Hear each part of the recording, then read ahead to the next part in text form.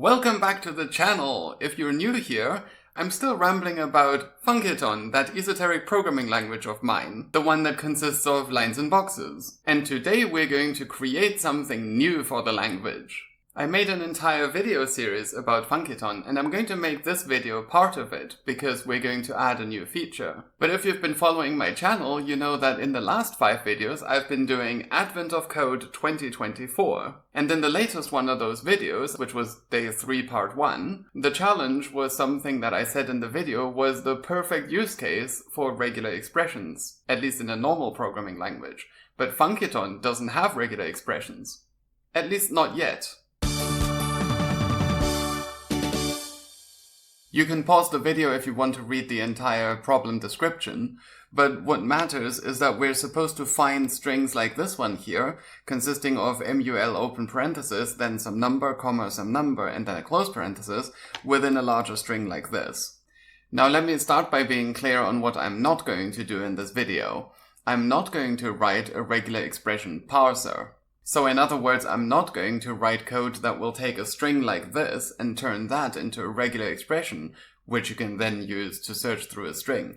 Instead, we're going to create Funciton functions that allow you to construct the regular expression directly, and then use them to search through a string. And to show you what I mean by that, I have created a little bit of a mock-up here for an extremely simple regular expression, and it consists of this string literal, which I will tell you now is just the integer encoding for mul open parenthesis. And then we would use this function, which is already a function in the library. And you can see on the wiki page that I describe it as a function to convert a string to a lazy sequence of its characters. Which means that what comes out of here is a sequence of 4 elements representing the characters m, u, l, and the open parenthesis. And then we're going to put that into this function, which is new. This function doesn't exist yet. This function is supposed to take that sequence representing mul open parenthesis and then turn it into some kind of object that represents the regular expression. What exactly that means and what exactly comes out of this function, we have yet to determine. And then the idea is to have a function, again, this is a new function that doesn't exist yet,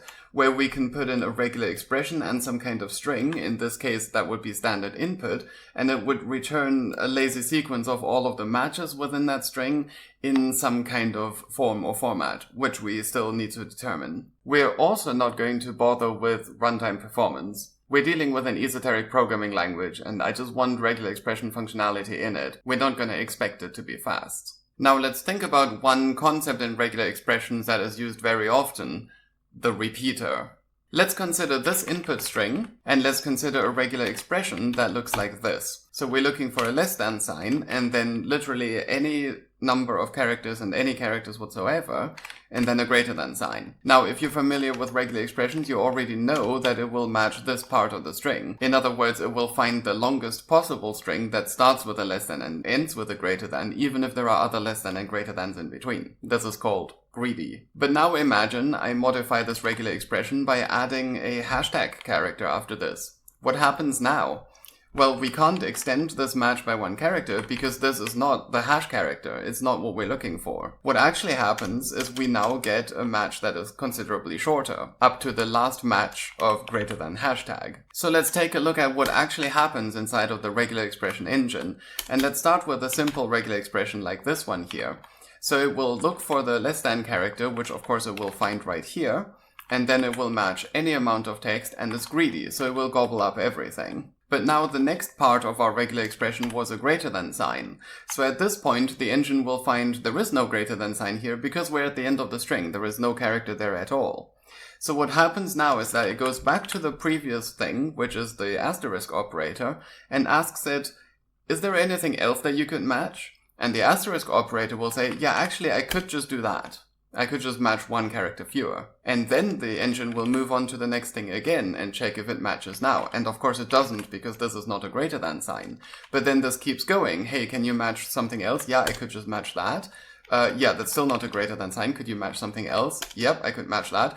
Hey, look at that. We found the greater than sign. So this is the full extent of our match. And now you can easily see that if we have a hashtag character after this in the regular expression, then at this point here it will match the greater than sign, and then it will move on to the next thing in the regular expression and find that there is no hash here, so we'll have to go back, and it will first go back to the greater than sign and ask it, can you match anything else, at least in this location? And the greater than sign will say, no, this is the only thing I can match, I'm just a greater than sign. And so it goes back to the previous one, which is again the asterisk, which is operating on the dot. So that will once again go back, and then go back, and then go back, and then go back, until it reaches the point where the greater than sign matches again, and then that will extend the match to there, and then it will ask the hash sign, and that matches too. And that's how we find that match. So at this point you can see that this first part of the regular expression, consisting of just a less than and a dot star, technically could match anything starting from the full match all the way up to the end of the string to anything that is shorter than it. So it'll try this match first, and then it'll try one that is one shorter, and then one shorter again, all the way down to here. Now, I'm using the vertical line here to represent a one character match, which is just the less than sign. So it's important to note here that the match for the dot star is actually the empty string, because the star can also match nothing. So on some level, we can conceptualize this regular expression as a lazy sequence of all of these possibilities. And we will have the full possibility first, and then we will have every smaller possibility come next. And now if we extend that regular expression with another character, what we're essentially doing is we're going to try to match a greater than sign after each of these matches. Is there a greater than sign here? Is there a greater than sign here? Etc, etc, etc. And in most of these cases, the answer is going to be no. There is no greater than sign here, there is no greater than sign here, and there is certainly none at the end of the string. So we actually get rid of these possibilities, but then we find that there is a greater than sign here, so we actually extend the match. And then we remove all the other possibilities, and this one as well, and this one as well, and then we find that there is a greater than sign here. So we end up with these three possibilities, because there are only three greater than signs that could be found. And once again, we can conceptualize this regular expression as a lazy sequence of those three possible matches. And in our example, we added the hashtag, and you can now easily see that that will remove this possibility from consideration, and then it will find that this possibility here works because there is in fact a hash character after it. It will extend the match, and then it will stop, and it won't even look at this other one. So it's very useful that it's a lazy sequence, because then we can just stop processing whenever we find our first match. And then it's not a huge deal that the dot star actually has lots and lots of possibilities. It will only go through as many possibilities as necessary to find the first match. Okay, so I've covered what the dot star does. What I kind of glossed over is, what about this first part of the regular expression, the one that's literally just a less than sign? Does that also translate to lazy sequence? Well, the answer is yes. But before I go into detail on that, I need you to realize that all of the matches I've considered for this simpler part of the regular expression all started in this location. Right, in theory, you could argue that this here is also a valid match for that regular expression, but we never get to it because we start with the earliest match first. So we actually want our lazy sequence to represent only the matches starting in a specific place in the input string, and then if there is no match at that place, only then do we move on to the next place in the string to see if there is a match there. So the regular expression engine needs to start at the beginning of the string and then ask the first bit of regular expression, do you match? And this one will say no. So this will actually return an empty lazy sequence at that point to signal that there are no matches. And then of course the same thing will happen here at the second character. And then at the third character, well, now there is a match. But there is only one possible match. It can only match the less than sign. That's it. So we're going to return a lazy sequence, but one with only one element. And this is the element. It's a one character match. So how are we going to represent regular expressions in Funciton? Well, I'm going to make it a lambda expression, which will take an input string and return that lazy sequence that represents all of the matches at the start of that string. So in a case like this one here, where your regular expression starts with a less than sign and the string doesn't, if you feed this string into the regular expression, then you'll just get an empty lazy sequence as your output. That's it. But if you were to feed it, for example, this string, which actually starts with a less than, then it would return a lazy sequence in which the first element matches all the way up to the last greater than sign, and then the second one matches up to here, and the next one matches up to here. Okay, so I keep saying we have a lazy sequence of these matches, but how do we actually represent the matches? I mean, Funciton can only do integers, but it can also do lambda expressions. So what do we do? Well, let's think about what information we actually want each of these matches to contain. And it turns out there are multiple ways that we could represent such a match, which turn out to be more or less equivalent. One possibility is we could return this sequence, in other words, the part of the input that matched, and truncate all the rest of it. Another possibility is that we return just the length of it. This one here is a 14-character match, this one is 10 characters, and this one is 4 characters. So we would just have a sequence saying 14, 10, and 4. And finally, there's a third way that I came up with, which is not fantastically intuitive, but I have an inkling that this might be the most useful way of doing it, and it's to return the rest of the input. So in the case of this match, we would be returning just these 2 characters here, and then here we'd be returning a string containing that, and then here we'd be returning all of this. Except I don't want this represented as a string, but instead as a lazy sequence of its characters. So why would I do something so weird? Why would I return the rest of the sequence rather than the part of the sequence that we're actually interested in? Well, the reason for that is because I think that the sequence that we're interested in, which is the part of the string that actually matched, can actually easily be derived from this. You already have a reference to the start of the sequence, which is here, and you can just follow down the sequence until you hit the point where the tail of the sequence, i.e. the rest of the sequence, is in fact this thing. I would have to write a function to do this, but that function would be very similar to the truncate function, which truncates after a certain number of characters. Except instead of counting the elements in the sequence, we'll just wait for that specific tail to occur and then stop. Now, why am I spending so much time on this before I start writing actual Funciton code? Well, there is one feature that I want to include in this regular expression engine, which is kind of different from what regular expression engines usually do. Going back to the advent of code problem that we saw earlier, we want a regular expression that matches MUL open parenthesis, and then we want any number of digits, then a comma, any number of digits, and then a close parenthesis. But we then need to process a part of the match, specifically the digits. So in a normal regular expression, you would put this in parentheses, and then that would become a capturing group, which means that you can now access these substrings that were matched by that part of the regular expression. I would need a way to represent these captures, wouldn't I? Like with every match that the regular expression finds in the input string, you need to return a set of substrings, one for each of these. I could represent that as a list, or maybe a lazy sequence, but actually I think I have a better idea, and I'm going to do something unorthodox. I said earlier that I want to create a library of functions that will allow you to construct a regular expression like this, rather than passing the string into a parser, which would turn it into a regular expression for us. So if we ignore Funciton syntax for a moment, what would such functions actually look like? We would need something that creates a new regular expression from some input string, in this case MUL open parenthesis.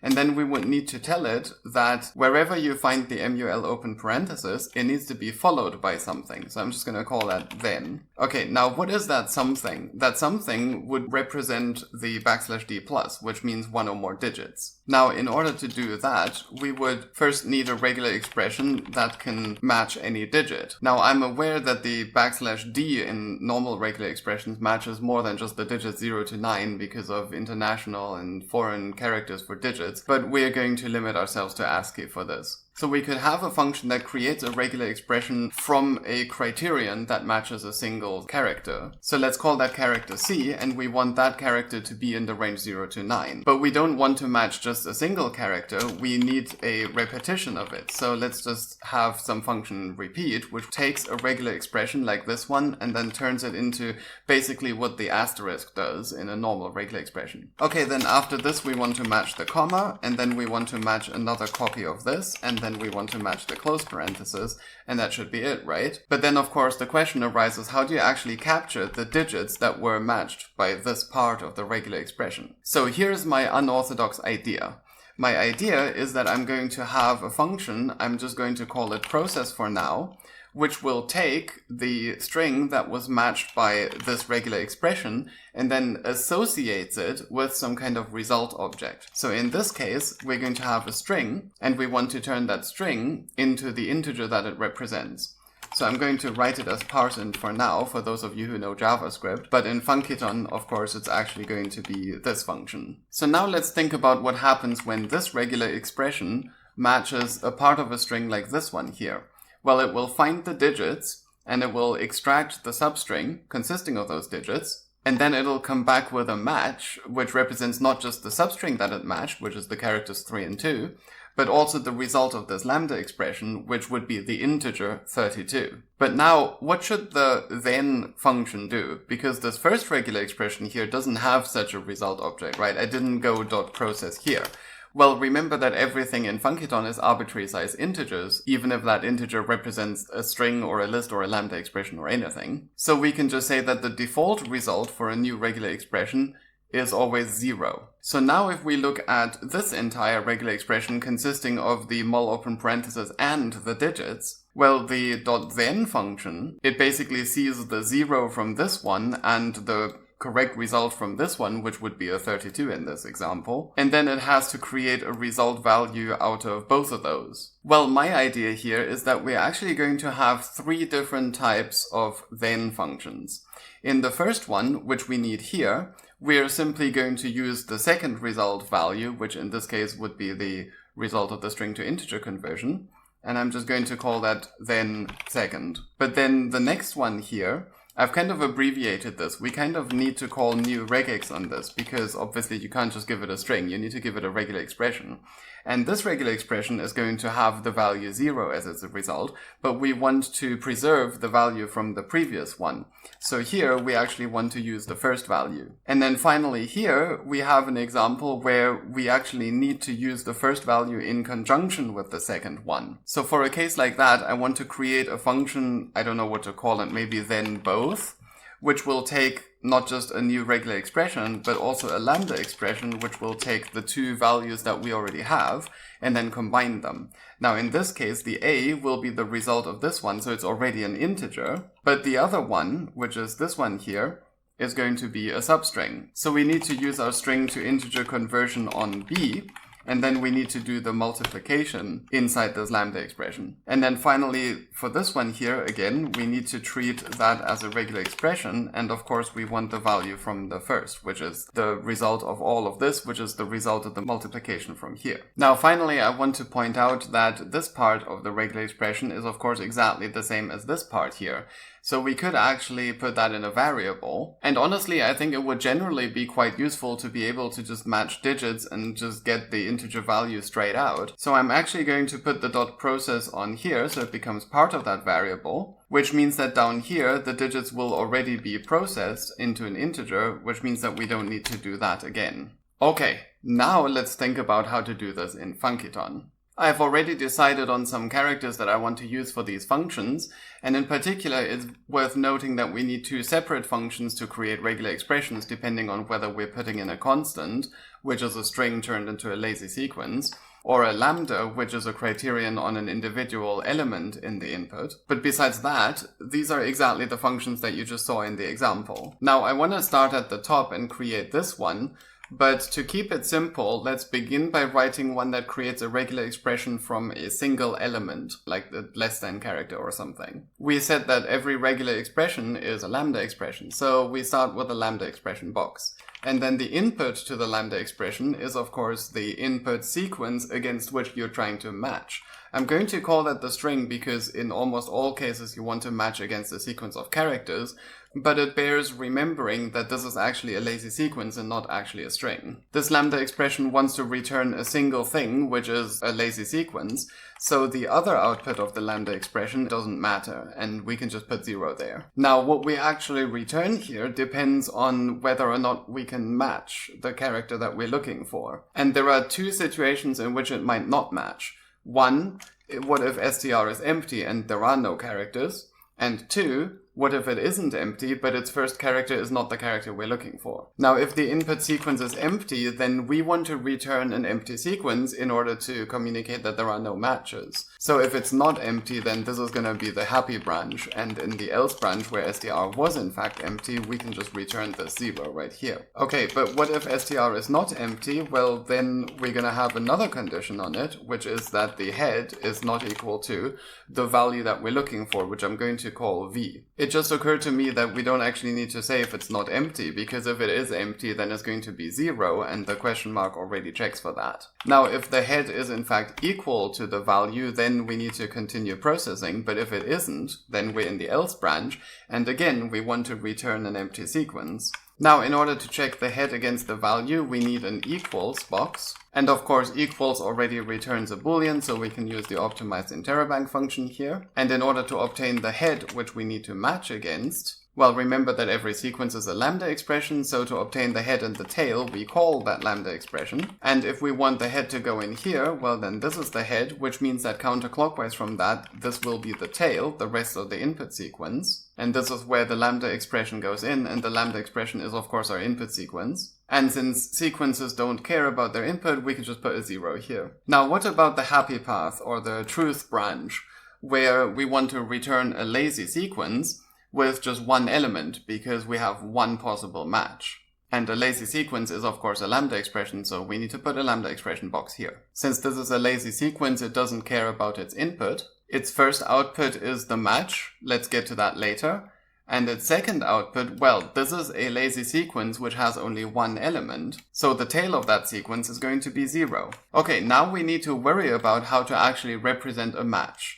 Let me make some space here. Now, I said earlier that I want to associate every match with some kind of result object. So every match basically consists of two things. One is the rest of the sequence, and the other one is the result object. There are many ways that we can pack two values into one. We could, for example, use the unshift function that we wrote for list handling, and we'd effectively be creating a two-tuple. Or we can just use a lambda expression which ignores its input and returns two outputs. Well, I arbitrarily decided to use a lambda expression for this, so let's do that. So I'm going to put a lambda expression here. Just like a lazy sequence, it doesn't care about its input, so we can just put a flag there. And then its first output is the rest of the sequence, so that will be the tail. And then the other one is the result object associated with it. But of course we haven't associated anything with it yet, so we're going to put a 0 there. Now I've neglected to mark where these str and tail come from. Well, it turns out tail actually comes out of here. This is the lambda expression that results in the head and the tail, and we've pumped the head into here. And the str is the input to the lambda expression that represents this whole regular expression. So that actually comes out of here. But now let's try to remind ourselves what we're actually doing here. What are we trying to achieve with this function? What we actually want is a function that can take a string, which is really a lazy sequence of characters, and outputs a regular expression that will match that exact sequence. But we can very easily change it by just replacing this with a different condition. So what we actually want is we want a function that checks whether a sequence, in this case the str, starts with a sequence, in this case the sequence of values that we're checking against. So here is a function that checks whether a sequence, which I call the haystack, starts with another sequence, the needle. I was originally going to write this function on camera, but it dragged out a lot and I made a lot of mistakes, so... And as I've documented here, you can see that it has two inputs and two outputs. The two inputs, of course, being the haystack and the needle. And besides the Boolean output, which tells you whether it actually starts with that, there is a second output which gives you the rest of the haystack after removing the needle that it supposedly starts with. So the idea here is that you should evaluate that only if the answer here was true, or -1, because otherwise that will not make sense. And in fact, it could throw errors if your needle is a longer sequence than your haystack. So don't do that. So let's replace the equals with the function that we just looked at. And then we no longer want to check just the head of the str, but we want the entire str. Now let's think about where we need to put that. What we want to come out of here is the Boolean, which means that counterclockwise from that, what comes out of here is actually the rest of the sequence after removing the values, which means that the str needs to go in here, and then counterclockwise from that we have the values that we're comparing against. And finally, the place where we used to put the tail, as in the sequence after removing the value that we compared against, we now want to put the rest of the sequence after removing the entirety of that sequence of values. And now we need that to join up with that, but it would interfere with the str, so let's add a wire crossing function. And now we can join up all of the occurrences of str. And finally, we're left with the vs. Well, these are the values that we put into the function. So this is where the declaration box goes. And now, if I haven't made a mistake, we have a function that represents a regular expression, which will check for a specific sequence of elements. Let's quickly document that function in a comment. Okay, that is the first kind of regular expression function that we wanted to write, and we have 5 more to go. But before I continue, I want to be able to test if the function that I wrote actually works. So in order to do that, let's go back to our simple program where we had the string with mul open parenthesis, and then we said we convert that to a lazy sequence and we pass that into the function that we've just written. But then here is this other function that we haven't written yet, which is supposed to find us every match of the regular expression in an input string, which is read from standard input. Let's call that the haystack as before. So let's write that down. We want a haystack and a regular expression. Now the first thing we want to check, of course, is to see if the regular expression matches the start of the haystack. So we're actually just going to call that function with the haystack as a parameter. Now we said that if this finds a match, then it will return a lazy sequence, and if not, then it will return an empty sequence. So let's differentiate the two cases. If it returns 0, then there was no match, else there was a match. Let's take a look at the first case, no match. What do we need to do? Well, we didn't find a match at this position in the input sequence, so we need to move on to the next element and look there. So we're going to use a recursive call to this, and we need to pass in the tail of the haystack and the same regular expression. But of course we can't obtain the tail if the haystack is already empty at this point, so we need to check if that is the case as well. And if it is, well, then there is obviously not going to be any more matches, otherwise we can do the recursive call. But what if there was a match? Remember that we said that Rx of h is going to return a lazy sequence, and the match that we're actually interested in is the very first one of these. All the other ones are only used for backtracking, but by the time we are here, we've decided that we have a full match of the regular expression, so we don't need to backtrack anything. So we actually want the head of this, which we can do because we've already checked that it's not empty. Now, in the case of the function that we wrote here, we're looking at the head of the sequence represented by this lambda expression, which is a sequence of one element only.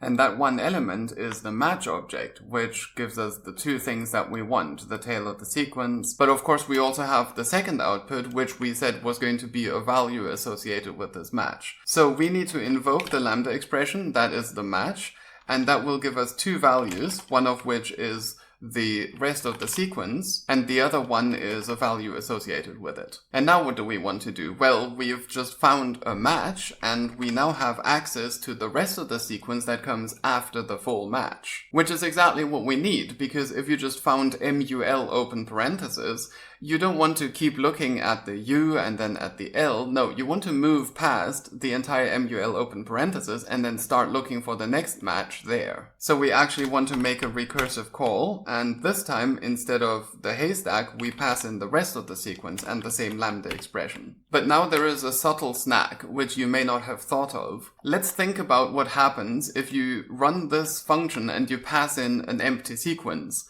What should this function do? Well, it will return a regular expression that should match the sequence of elements that we gave it, which is an empty sequence. A regular expression matching an empty sequence should always match, and it has a 0 length match. So what would this recursive call do if we just passed it the result of that? Well, the answer is that rest is going to be exactly the same as the haystack. So we end up calling the function with the exact same parameters, which means we've just created an infinite loop. So we need to take care of this special case in which the rest of the sequence is actually the exact same sequence as the haystack. If that is the case, then we need to move forward by one element within the haystack. So we want to call this function with the tail of the haystack again. And in all other cases, we want to do this. But wait, I hear you scream. You can't just obtain the tail of something if you don't know if it's empty. You see, the haystack could be empty, and the empty regular expression should still match on the empty input. So h could actually still be empty. So we need to check if h is 0 here as well. And if it is, then there's definitely not going to be any more matches, so we would return nothing here. Otherwise, we return that recursive call. And now that I've written this, you will have noticed that this part of the expression is exactly the same as this one here. So I'm actually just going to call that the next match and just say that is a variable that we can abstract away. Almost done, but there's still one thing missing. We still haven't actually reported on the match that we found. You see, we're making a recursive call here, we're making a recursive call here, or we're returning 0. So ultimately, this will always return 0. We don't just want to return the recursive call, we want to return a sequence where the head is the value associated with this match, because that's what the user told us to report for this match, and then the tail, or the rest of the sequence, is the recursive call. And that way, the sequence will grow with each match that we find, and eventually we end up with a sequence containing all the matches. Okay, so now that we know what we want the function to do, let's scroll all of this up and let's start implementing. The first thing we need to check is if the regular expression, when applied to the haystack, returns 0. And of course we do that with a question mark. And if that turns out to be 0, then we'll be here. So in that case, we want the next thing. So let's put that here. And in the true case, we want to return, well, a sequence, which is of course a lambda expression. The first output, which is the head, is going to be v, which we wrote down here. And then the other one, well, that's going to be all the rest of this. So I'm just going to call that the complicated case, and we'll get to that later. Let's first take a look at this part. Okay, so we need to call a lambda expression, but we actually need another copy of Rx of h here, so we need to take a copy of it. Now it's only the first output of that lambda expression that we care about, so we're going to silence the second one. The lambda expression that we're passing in is the regular expression, and the argument to it is the haystack. Now for the other case where we need Rx of h, well, that's in this expression here, which is also part of what gives us v. And v is up here. So I'm going to put that here. Well, this is an invocation of a lambda expression which we obtain by getting the head of that. So let's start by calling that lambda expression, and one of the results of it is going to be v, which goes here. Now let's obtain the head of this. To do that, we need once again to call a lambda expression, and then we have Rx of h, which comes out down here. So we can just join that up. Okay, next let's look at the C, which is the complex case, which is this expression here. You can see that at the top level it's a question mark, and it applies to an equal, so we're gonna need the interrobang function here. And the condition that we're checking is whether rest is equal to h, and if it is in fact equal to h, then what we want is next, which is the same as this next here. And otherwise, we want this recursive call down here. Well, there's not much space here, so let's pull things apart a little. And let's also move everything to the right so that we have more space here. Okay, we want to check if rest is equal to h, so we need an equals operator. And then let's put in the first of our recursive calls. Now let's take a close look at next, and we'll notice that this one doesn't actually use rest, so we can connect those up. Well, now I've kind of trapped the h and the next here, so let's use wire crossing functions to liberate those. And now we can join up the two occurrences of next. Alright, let's move this up a little bit. Now, what does next actually entail? Well, it's another question mark, and we're checking against h. So let's put the question mark here. And then the else branch here is the other recursive call. And now all that's left to do is obtain the tail of the haystack, which we can do by just calling it because it's a lambda expression. So we want this to be the tail, which means that this is the head, but we don't care about the head because the regular expression has already looked at the head. So I'm going to silence that here. So we have head and tail, and then this is the lambda expression that we're calling, which is h. And this is the input to the lambda expression, which it doesn't care about, so we're going to put in a 0. And finally, let's draw the declaration box and join up all of the h's and all of the rx's. Wow, okay, that is quite a function. Alright, let's get rid of this text here. And let's remind ourselves of the other function that we've written. So these are the two functions that we have now. Now let me just move things around a little more. Okay, I think now I'm happy with it. Now let's take that hypothetical program that we wrote and paste it on the bottom of this file. And now let's think about what comes out of here. What comes out of here is a list of all the associated values for each of the matches. And we expect all of them to be 0 for now, but let's just make sure that we're getting the right number of them. So let's turn all of those values into a string by using the integer to string conversion function, and then do the usual of joining them all up with commas so that we can see how many there are. And now comes the big moment. Let's start by running this on an empty string, and we should get empty out. And now if I run this on any string containing any nonsense, I should still get an empty string. And it looks like I get an error, and the error message is attempt to invoke lambda number, pretty large number. What is my mistake? Did you spot it? Pause the video here. Well, it's actually quite simple. I used this function here to turn the string that we're looking for into a lazy sequence, but I forgot to do the exact same thing with the standard input. So let's do that and run the program again. And now we get an empty input as we expected.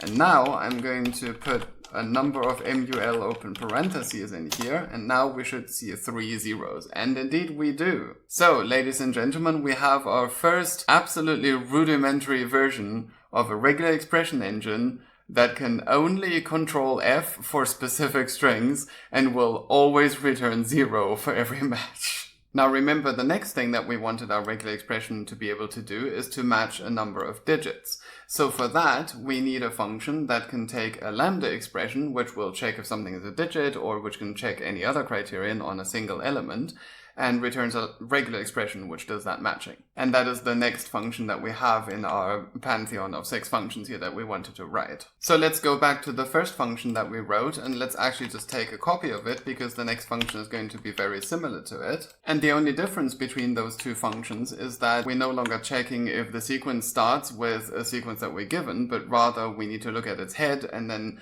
run the criterion, which is lambda expression, on that head and see if it returned true. So let me start by moving that comment out of the way. Now, the first thing that this regular expression does when it receives its input is to check if it's empty. And if it's empty, then of course we need to return 0, which means no match, because we're matching at least one element. In all other cases, let's remove all of this and let's think about what we need to do.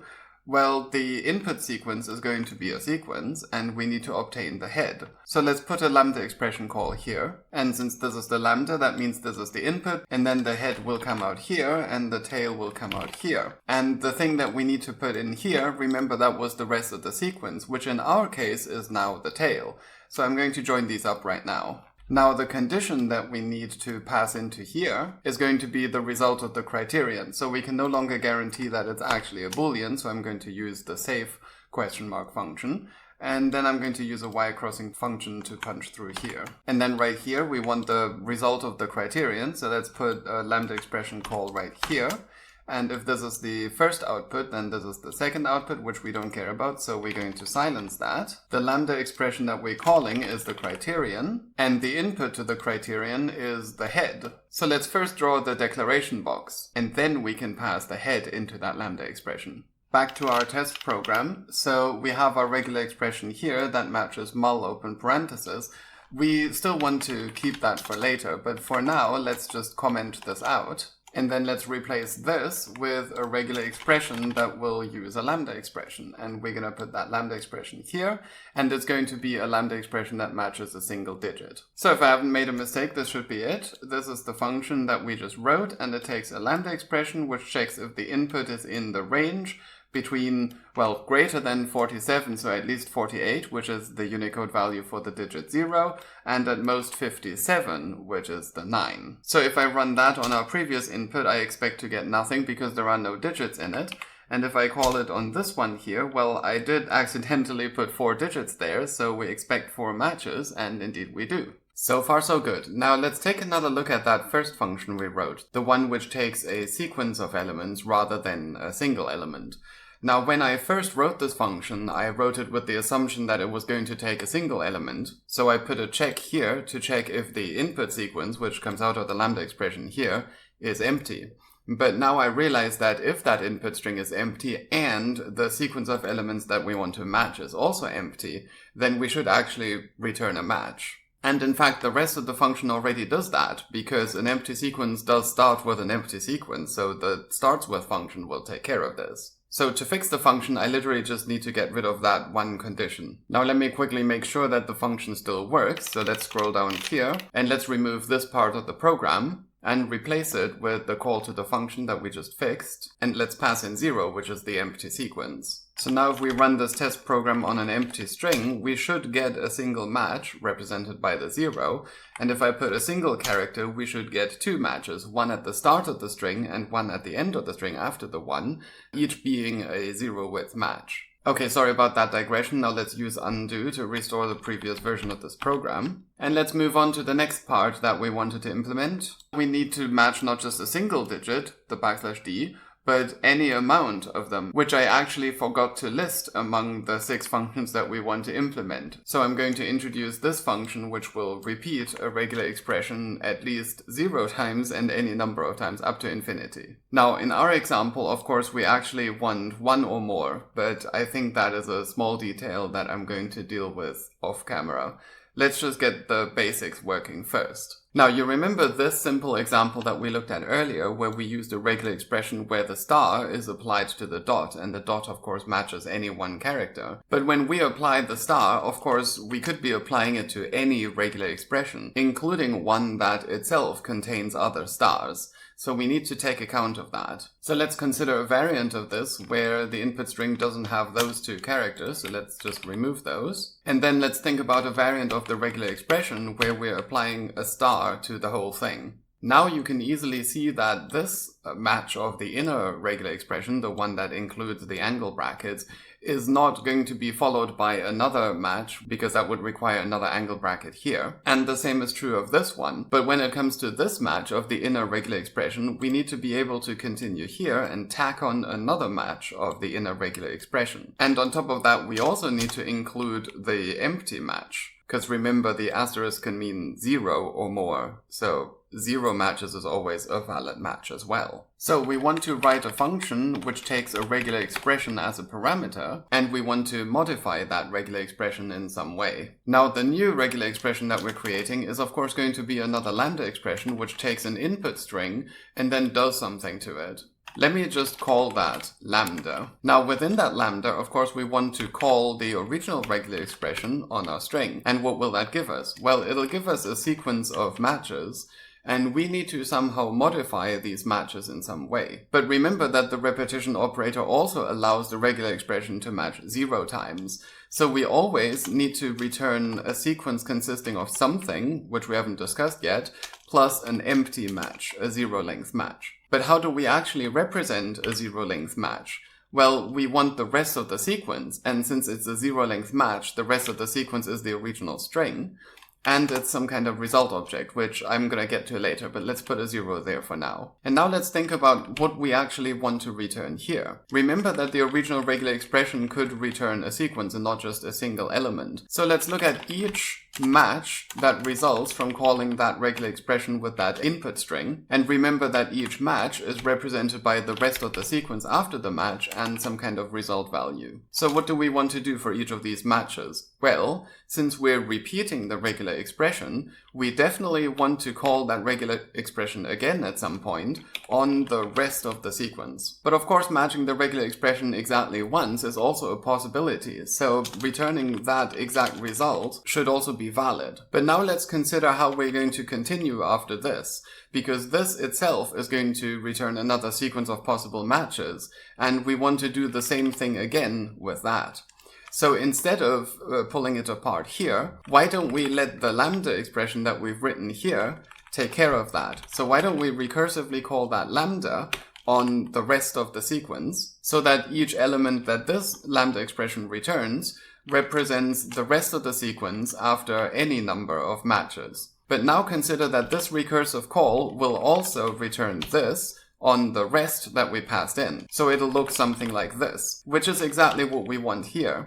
So we don't actually need this, we can get rid of it, and the recursive lambda will include that. So this is all that we need. We need a lambda expression that just returns a sequence that looks like this. But now let's think about these result values. Because I've kind of hand-waved it away here, what does that recursive call actually do? Well, the only place where this recursion ends is actually here. So it would actually return 0 as the result object, no matter what. But that would mean that we're completely discarding the result objects for the inner regular expressions. Let's not do that. What I want to do is, because there's going to be multiple of these result values for each of the inner regular expression matches, I want to return a sequence of those. Now, since the recursive call of that lambda expression is going to return a sequence, namely this sequence here, and each element in the sequence is a match, we can map over it by using the map function, and then this map function will receive the second rest of the sequence after any number of matches of the inner regular expression, and some other result value,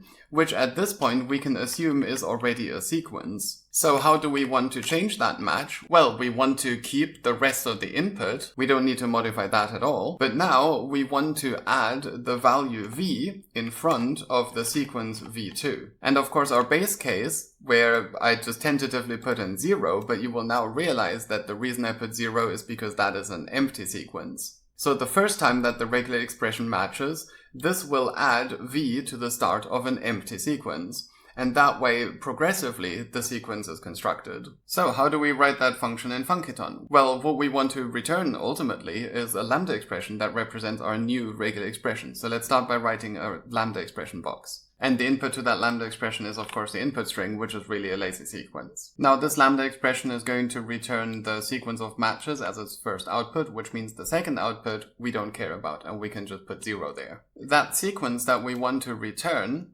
is actually the result of this for each, which we'll get to in a second, but we're appending something to the end of it. And looking again at the EsoLang's wiki article, we can see that there is already a function called append, which will append a single element to the end of a sequence. So we definitely want to insert a call to that right here. We want the result of this for loop over here, so I'm going to call that the sequence. And we want the simple case over here. Now, this is a match object, so we want this to be a lambda expression with these two outputs, str and 0. So let's put a lambda expression there.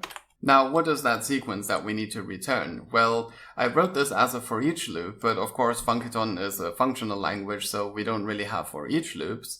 Instead, we have a map function, so I could map over this, but then we have a map inside the map, so we would end up with a sequence inside of another sequence. What we actually want is we want all of those sequences to be concatenated onto one another, so we end up with a flat sequence. And there's already a function for that too, a function which I confusingly called bind, because at the time when I wrote this, I was somehow into monads, and I realized that this is the monadic bind function for lazy sequences. But you can see here that what it does is the same as map, but then it concatenates all the resulting sequences. So the input that goes into the bind function should be this, the result of calling the regular expression on the input. And the other one, which goes up here at the top, needs to be this thing here. And this thing here is essentially a call to the map function. So we need to put a map function on top of the bind function. The first argument to the map is the result of calling this lambda recursively. And the other argument to the map function is this lambda expression. Now you'll notice that this lambda expression has two parameters, so we're actually going to write that as two lambda expressions nested inside of one another. So the first input to this multi-input lambda expression is rest2, which is this bit here. And then we have v2, which is this. And what we want to come out of this lambda expression, well, we need to return two different values. The first one is rest2, so rest2 needs to go here. And I should probably put an arrow here to remind me that it comes out of there. And then what we want here, the second output, is this sequence. And of course, a lazy sequence is itself a lambda expression, so I'm just quickly going to put another lambda expression right here. And this is a lazy sequence, so it doesn't care about its input, so I'm just going to put a 0 there for now. The head of that sequence is v, and the tail of the sequence is v2. I haven't called the regular expression yet. And then over here we have another case where we need to call a lambda expression. And as I write this, I notice that I don't have anywhere where rest comes out, and the same with v, which means that I overlooked something. Did you see it? Pause the video here if you want to challenge yourself.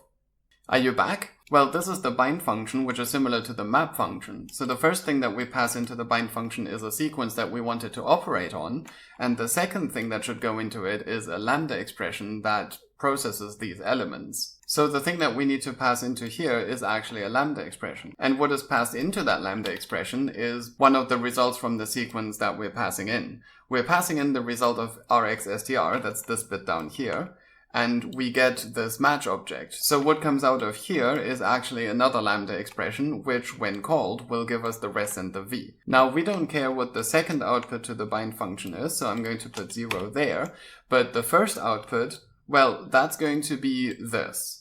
So we can connect this up with the map function and that should work. Okay, now I can remove these nodes that we wrote and operate just on the Funciton code. Let's start by joining up the occurrences of str. Next, let's connect up rest. Next, the v has only one place to go, so let's connect that up. Next, let's connect up rest2. And finally, v2. Then let's put in the missing zeros. And finally, all that we're left with is lambda and rx.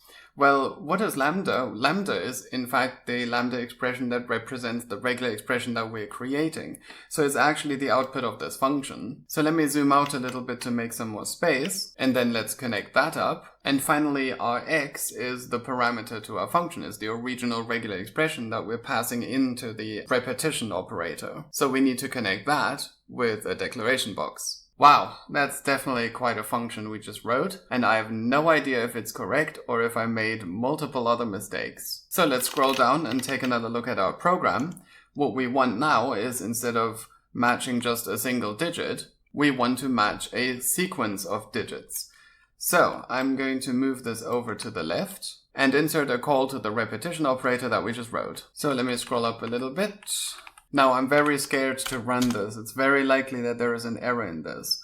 Indeed, we have a duplicate. Ooh. It turns out that we already have a function with the name that I just chose. And here's that function in the library. It's the Cartesian product. Now, I've decided to change this one and retain the times in a circle for the regular expression operator we just wrote. So now let's run our function again and hope. Ooh, incorrect orientation of connect. The wire crossing function, that's a new one. It's complaining about this wire crossing function here. Now, obviously, the wire crossing function, we know it works. It's the simplest function ever. So it must be this jungle of lambda expressions here that is causing it. So let's think about this. We're calling the map function. So this is the lambda expression that we want to map over. And what do we want to map over? We're mapping over a sequence that comes out of here, which in turn is where we call the lambda expression that we're returning. So this is the recursive call to our lambda expression, which we expect to return a sequence of matches. So this lambda expression should have as its input a match object. But what I did instead is I stacked two lambda expressions on top of one another, like as if the map function would provide two inputs, which of course it doesn't. It doesn't know that this is a regular expression match object. So I'm going to have to rewrite this whole part at the top. So we need to give the map function a lambda expression, which takes a match object as a parameter. So let's deconstruct that match object. And the thing that we need to return to the map function is also a match object. So we need to create another lambda expression here. Its first output needs to be rest2, and the second output is a lazy sequence. So we need to put another lambda expression there. And we want that sequence to have v as its head and v2 as its tail. Now I'm fairly confident that I mislabeled this here and this should say rest2, so we can just join that up now. And then we need to make enough space to fit all of those zeros everywhere. And now we have a second version of the function. Let's see what happens now if I run this. Yeah, that didn't work either. Wow, this is hard. Okay, so if this is a lambda expression, then this is an input. I see what I did wrong this time. I've made this mistake before. If you have a lambda expression that doesn't care about its input, you need to silence the input with a loop construct rather than a zero. And I made this mistake 3 times, so let's fix that now. Version number 3. Let's see what happens this time.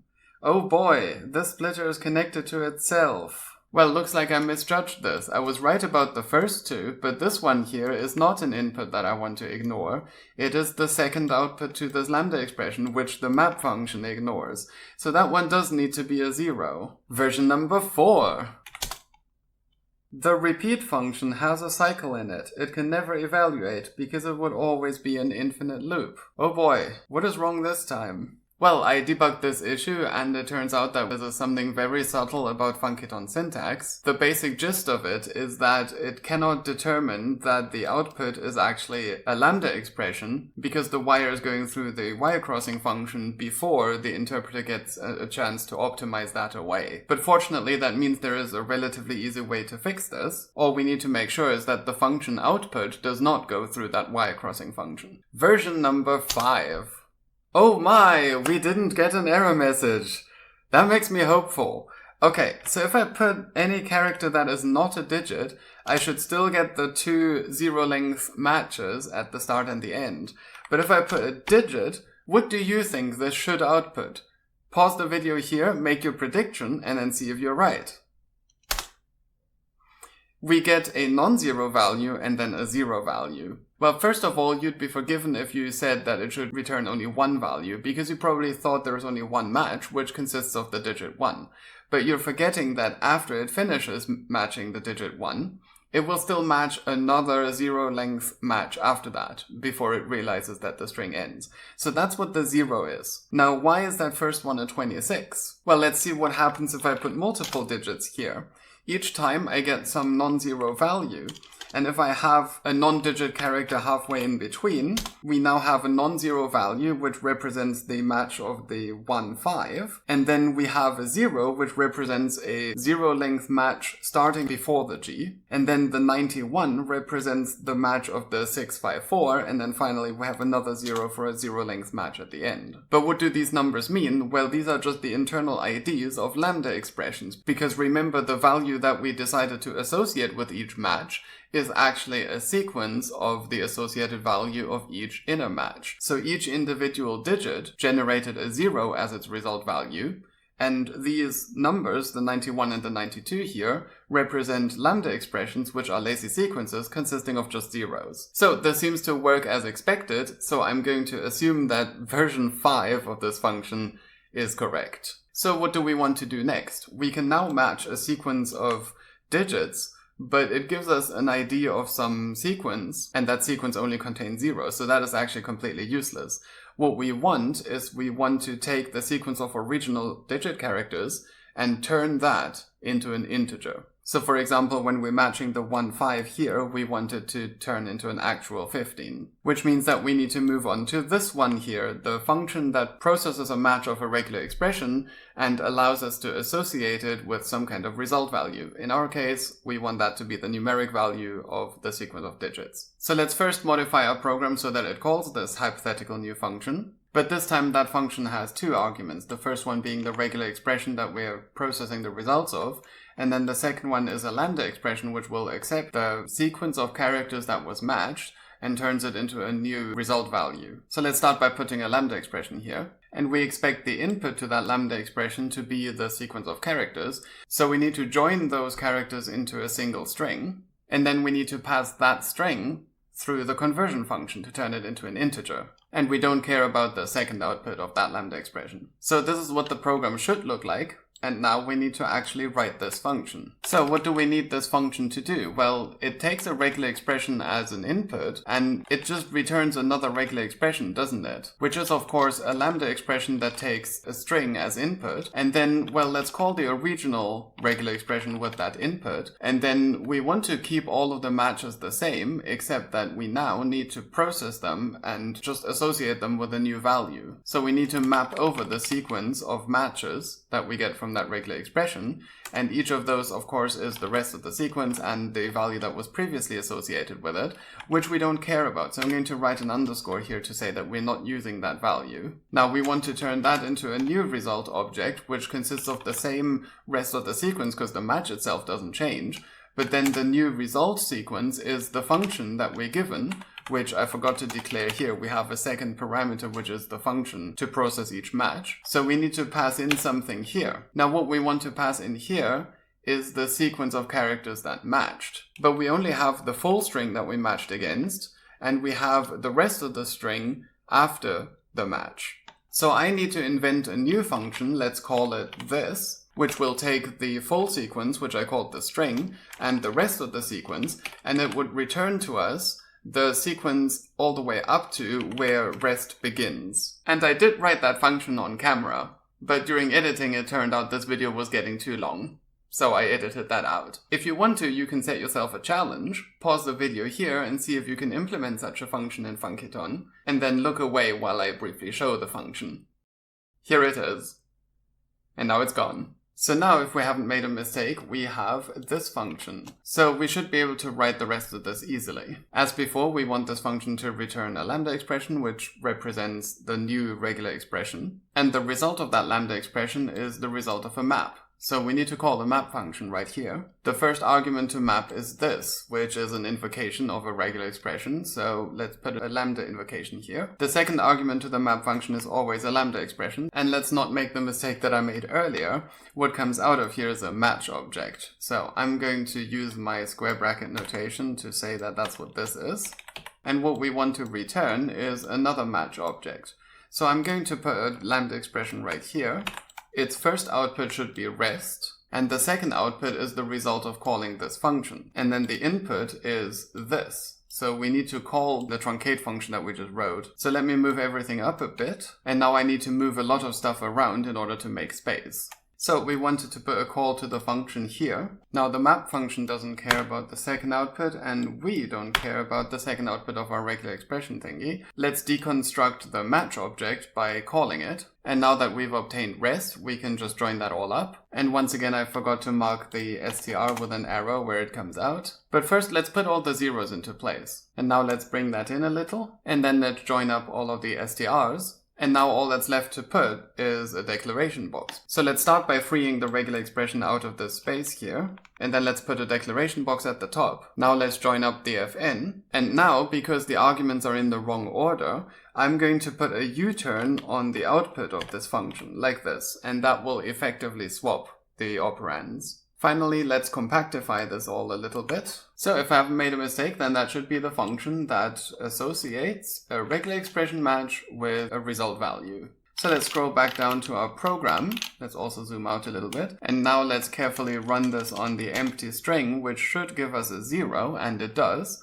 And now let's see if it can recognize the number 1, and indeed it does. Now if I put several numbers here and then some non-digit character and then some other numbers, I now expect to see 1, 3, 4, 5, 6, 7, then a 0, and then the rest of the numbers and then another 0. Bingo! So this is working perfectly. Now the only thing left to finish that particular challenge with the MUL parentheses is that we need to be able to combine two regular expressions so that you can match one after the other. Now I'm going to start with this one here because I think I can implement the other two in terms of this. So far we've created functions that just create a regular expression out of whole cloth, and we've created one that takes a regular expression and modifies it in a way. This will be the first time that we're taking two regular expressions and we're combining them in a way. So we need to think about how the results from both of those regular expressions work together. So we want a function that can take two regular expressions, each of which is a lambda expression that can take an input string. But it's really our one that we want to match first at the start of str, the input to our final regular expression. Now with each match of the first regular expression, we're going to get something out which consists of the rest of the sequence and then some kind of value. And the rest of the input sequence is of course exactly what we want R2 to match against. So we're going to call R2 on the rest, and that will give us the final rest, the rest of the sequence after both of those matched, and a second value. And what we want out at the end is rest2, the rest of the sequence. But then with regards to v and v2, well, we want to accept a function, a lambda expression, which can just take both of those values and produce a new value, which we will then associate with that match. But once again, remember that regular expressions such as R1 return not just a single match object, but the sequence of them. And then for every match object in that sequence, we need to run R2 separately. So this is another job for the bind function that we saw earlier. All right, let's talk more Funciton. we want to create a regular expression, which is a lambda expression, so let's start with a lambda expression box. And then let's put down the bind function. And the first argument to bind is R1. Now let me move this over to the right a little bit, because we're going to need a lot of space here for the lambda expression that the bind function accepts. The input to that lambda expression is going to be a match object, which is in fact this one here, consisting of the rest after the first match and the first value. So let's immediately call the lambda expression there and extract those two values. Now I overlooked a little detail. This one here is the result of processing every result from here. So we actually need a map function. We need to run every result of this through a map function in order to turn the v2 into this. So let's put a call to the map function at the output of the lambda to the bind function. The thing that we want to call map on is the result of R2. So I'm gonna need to put something here, so let me make some space here. So here I need to call R2, so we need a lambda call node. This is the second output, which we do not care about. This is the lambda expression we're calling, which is R2, and this is what we're passing in, that would be the rest. And now we need to write the lambda expression that the map function will use to process each result from this. So let me move everything up a little and put a lambda expression box there. So this lambda expression takes as its input one of the match objects returned by the second regular expression. So this will be something like this here. So I'm going to just immediately call that in order to decompose it into the two values. So once again, let me move this over to the right to make more space. And I just conveniently noticed that the lambda expression we're finally returning and the lambda expression for the bind function and the lambda expression for the map function all have their second outputs point into this empty space, and they all don't care about the second output, so we just put a 0 there for all of them. Okay, so this here is one of these match objects from running the R2 regular expression, so we need to call that with an input that is 0. This one is slightly less conveniently placed. And then what comes out here is the second rest, and what comes out here is the second v. Finally, what do we want to return from this lambda expression? Well, this of course. So we need to pack those two values into a match object. So we need another lambda expression to do that. And that lambda expression also doesn't care about its input, so we're going to silence this. And the first result wants to be rest2, so we can literally just put that here. And the second result that we want here is the return value from the function. Now the function is going to take two parameters, which means that we need to stack two calls inside of one another. So I'm going to make some more space here, but in order to be able to scroll things up, I'm going to remove all of this and put it here to remind myself that's what needs to go there. So now let's make some space and put the two lambda calls right here. And then this will be the second output, which we don't care about. Now it seems that str is used only once, so we can immediately connect those two. Similarly, v2 is used only once, so we can put that right in here. Rest2 is only used in one place, so we can connect that up as well. And rest, curiously, is used only once as well. And now let's create the declaration box. Okay, I think I can get R2 out of this box if I use y-crossing functions in some creative way. Now I think I can save a little bit of horizontal space there, and we still need to connect up the v, so let's do that now. And finally, let's place the missing zeros. And once again, we managed to fill the whole screen with this function. This function got bigger than I expected. But let's scroll down and let's look at our program. So we've got this part of the program match a sequence of digits. We want to put this, which is the mul parenthesis, in front of that. Now, of course, I could use the function that we just wrote for that, but remember we have these other functions which I would actually like to use right now. In particular, it's this one here that we need, because the mul open parenthesis is not going to generate a result value, but the digits are. So it's the second one that we need.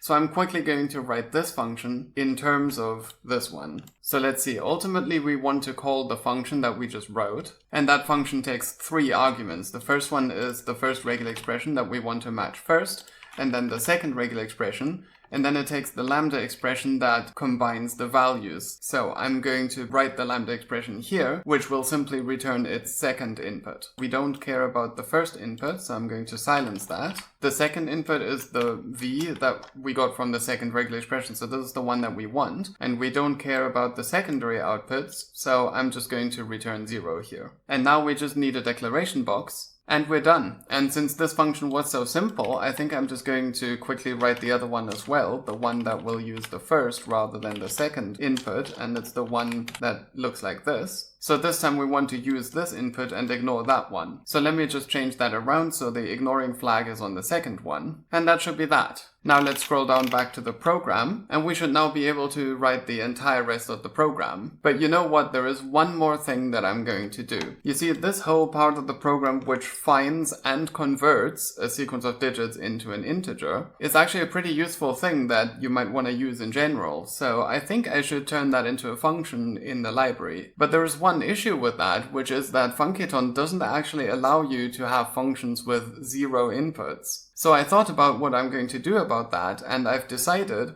that, well, as it stands, this will only do positive integers. It will only find digit characters and turn them into a number. It will not tolerate a minus sign.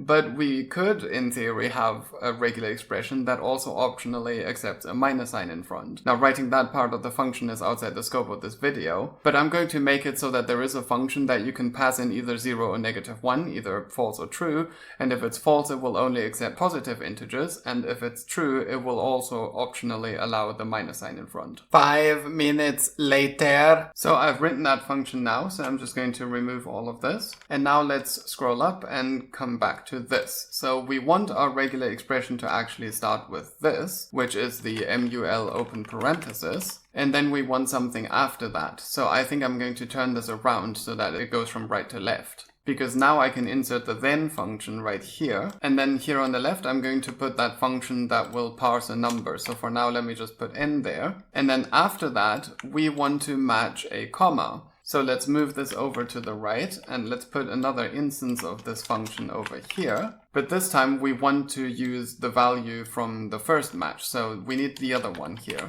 And then over here we need to put the comma. So we need a regular expression like this. Okay, this is not going to fit on the screen, but let me move this here over to the right. Now after the comma we want another set of digits. So I'm going to put another one of these then functions here. Except this time we need both of the results because we need to do the multiplication. So I'm going to use the function that we wrote first, and we're going to need to pass something up here at the top.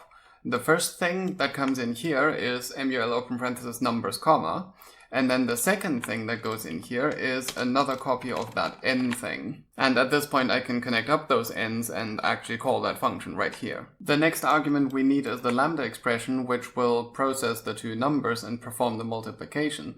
So let's put two lambda expression boxes here. So if this is the lambda expression, then these are the two inputs that we want to multiply, and we want the result to go in here. So let's put that in and connect that up. And we don't care about the other two outputs, so we're just going to put a 0 in there. And now all that's left to do is to check for the close parenthesis after the last number. So I'm going to copy this part of the code and change the 44 to a 41, because that's the close parenthesis. And then we insert our final then function down here. Now what comes out of here at the bottom, if I haven't made a mistake, should be equivalent to a regular expression that looks like this. So let's connect that up with the rest of the program, and we can save some new lines here. And for a final look at the program, let me zoom out, and this is what it looks like. So let's start by running it on some empty string. We should just get nothing because there are no matches. And if I go MUL open parenthesis and then something with the missing close parenthesis, it should still have no matches. But now if I add the close parenthesis, and let's change this to something where we can see a result. So this should give us 20.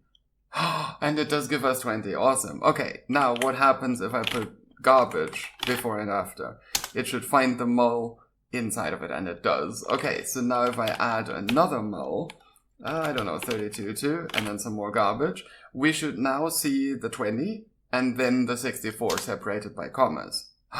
It's working! Awesome! Okay, but the task in that Advent of Code challenge was to output the sum of those multiplications. So, instead of mapping it, we should just run the sum function and then convert that to a single integer. Alright, let's see if that works. If I just run the exact same command, it should now add the two up, and it gives us 84. Fantastic.